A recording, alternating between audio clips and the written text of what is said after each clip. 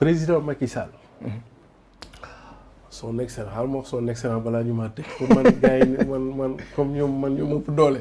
te man góorgóorlu laa xam nga ñoom. mais ku deful dara kenn du la def dara non yéen xam nga ay ñoom Thiat ak Simon.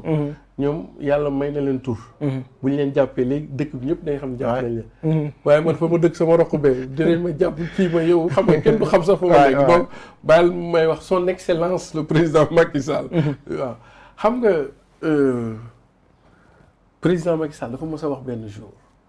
D'ailleurs il s'en est même glorifié mu ni moom dafa bokk ci benn askan chez les Peuls disons que boo xam ni devant l'adversité il préfère la mort mais il ne recule pas te bu nit ñi bëggee sax nañu dem laaj ci affaire Fuuta gis nga sunu borom buur bi ngandlu de dafa mel ni ci jamono yooyu rek ci la sunu borom dugal affaire Sonko bi ci ak affaire Sonko bi Sonko pousse ko ba ca miir ba mu sës ci miir bi te pourtant il n'a pas choisi la mort il a choisi la vie gis nga c'est-à-dire que affaire sunu borom c'est-à-dire que avant may ñëw ci la réflexion politique je veux dire la réflexion mystique aussi sunu borom moom rek moo yeeyoo ngandlu effectivement waaw jaam bu ngandlu mu wan la ni doo tuus président Macky Sall jamono bi wax noonu ak jamono ju koy yàlla di indi Sonko presque Sonko daf ko xaw a humilier ci benn côté bu ñu jëlee wax jooju teg ak li mu wax Sonko sës na ko ba ci miir bi saa waay reculer je vous ai compris woote point de presse et cetera et cetera. Est-ce que aussi loolu pression religieuse yi non du pression religieuse au contraire président Macky Sall lu muy doxalee du Ablaye Wade quoi ci côté religieux xam nga Ablaye Wade mag la moom am na fu mu tegoon religieux yi mais président Macky Sall bi religieux yi bu ñu koy wax dara day fekk aussi mu nekk ci ses propres intérêts su nekkul ses propres intérêts du ko def affaire Khalifa Sall mi ngi fi affaire Sonko mi ngi fi ak yeneen ak yeneen donc mais qui disait que nos chefs religieux sont des citoyens ordinaires ça veut tout dire mon gars. Ouais, mais Ousmane Sonko aussi am na leen lu waxoon ci religieux yi tamit. waaw non ñoom ñaar ñëpp mais là on est de l'analyse du président Macky Sall après dinaa ñëw ci Sonko. gis nga bi loolu amee pour celui qui connaît un peu Ousmane je suis peu yàlla dafa dogal man zone ba ma dëkk. président Macky Sall aussi fa la dëkk. j'habite à Niam Siwol. Lui il habite à Ndouloumadji donc tout ça c'est le Bosséya. donc ñoo bokk zone bi ñu dëkk quoi. pour ko xam pël dëgg pël. boo ko defee benn affaire mu metti ko. tôt ou tard dafay fayu. donc ci dynamique boobu le président. très bien. c'est-à-dire que il nous a semblé que depuis événement yooyu am le président de la République. acte yi muy posé intègre fayu bu muy préparé ci kaw Sonko bi parce que décidément le petit l'a un peu traumatisé te ma jox la benn exemple su ngeen xoolee bi événement yooyu yëpp amee il y a eu ay failles yu génn sur le plan sécuritaire ça veut dire que nos hommes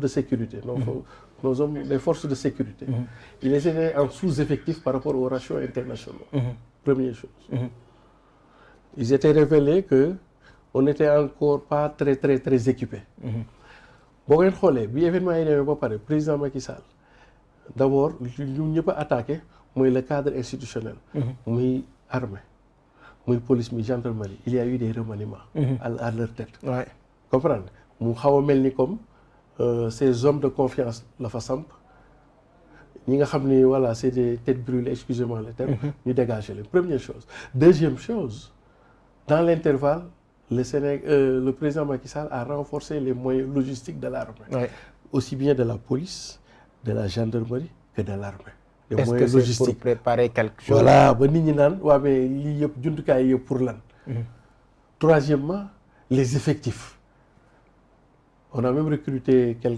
presque 3500 policiers comme on a dit donc recruter na effectifs yi joxe na moyens yeeg yooyu léegi yooyu c'est la partie logistique léegi nag mu des nag l'élément conjoncturel te soo xoolee depuis un certain temps élément conjoncturel boobu lay gars yi bëgg a togg te fii boo xoolee élément conjoncturel bi mooy la situation favorable xam nga tey jii dëkk bi xaw na métti façon métti boo xam nit ñi en ont tellement ras le bol nit ñi sont tellement fatigués boo fi laalaatee affaire Ousmane Sonko rek sama classe yi nga xam ne amuñu dépense ak yeneen gars yi nga xam ni dañu am problème luyaas ñoom seen yoon ne dañ ciy dugg comme bële rek lay mel. donc kon jamono ji le moment est inopportun pour le régime ñoom. Très bien parce que fi mu toll nii surtout élection yi ñu jëm nii am na kaawu Sonko ni d'ailleurs c'est ça qui crée le dilemme sur l'affaire Sonko. C'est que l'affaire Sonko est à la fois une affaire juridique et une affaire politique. Pour l'affaire juridique, on ne peut pas le passer par perte de profit. Parce que déjà, il y a eu 14 morts. Ensuite, il y a eu des dégâts matériels, des destructions sur le plan de l'économie. Certainement, on estimait qu'on a perdu presque 1 point de croissance. Donc, à fin d'autres de mieux, on ne va pas dire tout ça pour ça. Donc, à la coulée, il faut que la justice se prononce. Parce que l'affaire met en place 2 citoyens sénégalais, dont l'un est député.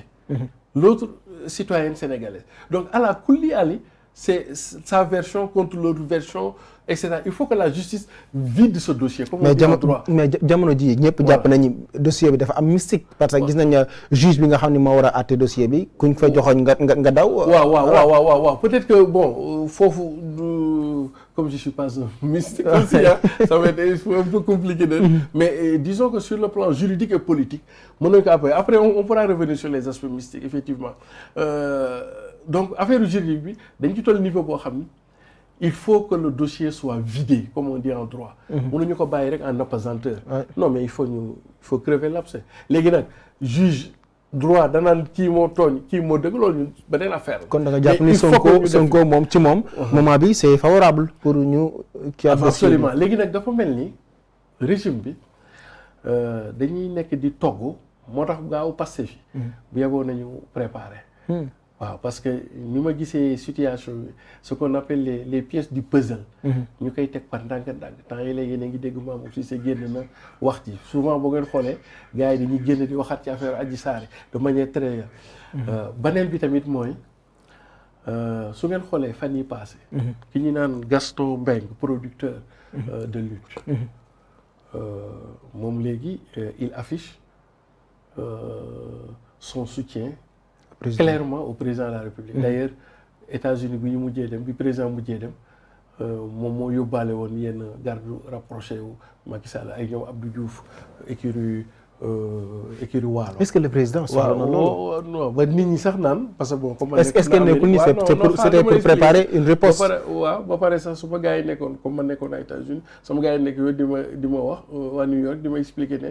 mais ñoom mënuñu comprendre ne ñuy jëlee ay nervis de Dakar jusqu'aux États-Unis quoi donc bu ngeen xoolee loolu là on est dans l'analyse xam nga Gaston Mbengue tëgg na fi programmé na combat pour Balla Gaye. yéen a koy fàttali Balla Gaye Bombardier. waaw en fait il a fait signer à Balla Gaye je pense 4 combats si je pense si 4 combats. te combats yi daanaka dañ ko étaler d'ici à 2023 2024. Ça veut dire que dafa mel ni comme si dañu nar a utiliser après ce qu'on appelle le sport national traditionnel à des fins politiques de diversification comment on appelle de diversion de masse. xam nga tey jii dafa mel ni xam nga sénégalais yi. souvent dafa am ñaari affaire ba ñetti affaire yoo xam ni bu loolu taxawee. daanaka ñoom loolu rek nit ñi gis.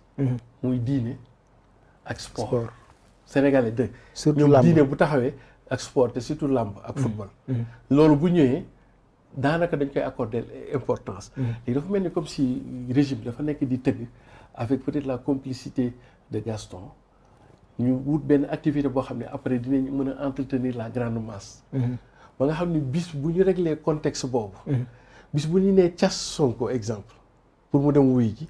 gars yi danañ génn xeex lundi mardi mercredi jeudi vendredi ñu ne wax mais gars yi bu leen yàqal suñu làmb waaye parce que et cetera. donc ñu bàyyi ci loolu dugg ci leneen c'est mort pour et cetera donc dafa ma mel ni comme si gouvernement bi bi ma analyser parce que c'est inédit dans l'histoire du Sénégal benn mbër bu ñu daan tëggal combat da ngay bëre daan ñu tëggal la combat mais d'un trait ñu tëggal la 4 combats étalé ko dans l'année kon donc ça veut dire que yow soo bëree Bombardier yow bu la Bombardier daane où est le sens même sa beneen combat bi donc est-ce que foofu affaire commune bëri na est-ce que nekkuñu ni lamb ji après moom nañu bëgg a def benn genre prétexte de diversion de masse pour bu loolu jotee ñu ni cas booy bi yóbbu ko dafa mel ni est-ce que jarul tamit Sénégalais yi am benn maturité ci voilà léegi dafa tas xam nga affaire politique yi Sénégalais yi dinañ la xeexal début bi rek mais benn instant après su ñu amee beneen activité bu ñuy def dañuy dem defi ko comprendre donc après booy pastéfien moo fi def te niveau d'équipement ak niveau de renfort bi régime bi am bu fekkoon ñoom bi leen affaire Sonko bi résister woon nañ 3 jours 4 jours cette fois-ci dinañ mën a résister sax 7 jours 8 jours et après les Sénégalais vont passer à autre chose Sénégalais yi noonu la yàlla bindee quoi bu événement jotee dañ ciy demandoo à 1000%.